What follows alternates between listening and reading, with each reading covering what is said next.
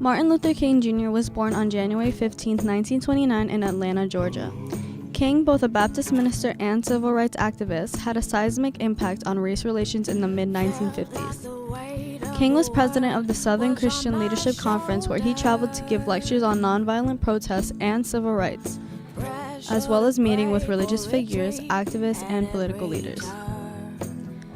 The SCLC philosophy of nonviolence was put to the test during the Birmingham campaign of 1963, in which activists used a boycott, sit-ins, and marches to protest segregation. For a number of years, the Negro passengers on the city bus lines of Montgomery have been humiliated, intimidated, and faced threats on this bus line. Just the other day, one of the fine citizens of our community, Mrs. Rosa Parks, was arrested because she refused to give up her seat for a white passenger. Mrs. Rosa Parks was arrested and taken down to jail, taken from the bus, just because she refused to give up her seat. At present, we are in the midst of a protest, the Negro citizens of Montgomery, representing some 44% of the population.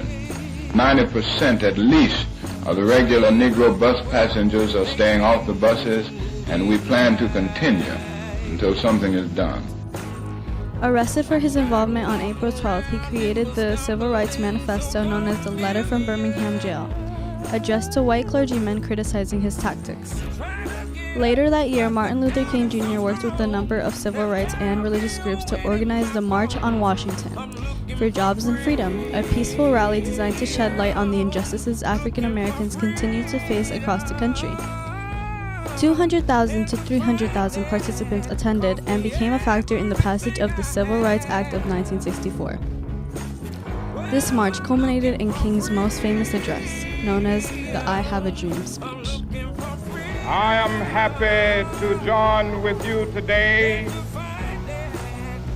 in what will go down in history as the greatest demonstration for freedom in the history of our nation.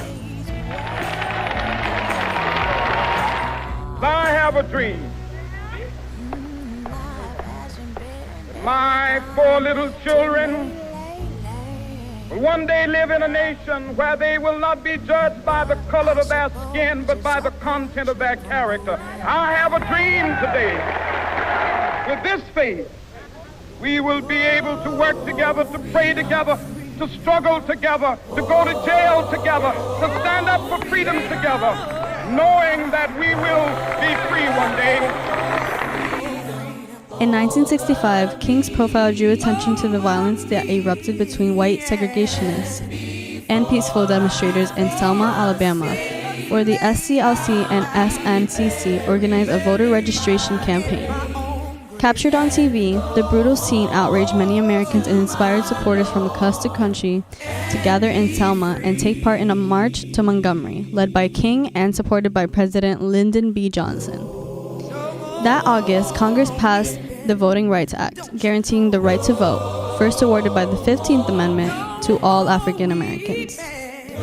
On April 4, 1968, King was assassinated and shot to death. President Lyndon B. Johnson declared a national day of mourning. Martin Luther King Jr. has become an inspiration for the citizens of the United States of America, and his legacy will live on forever.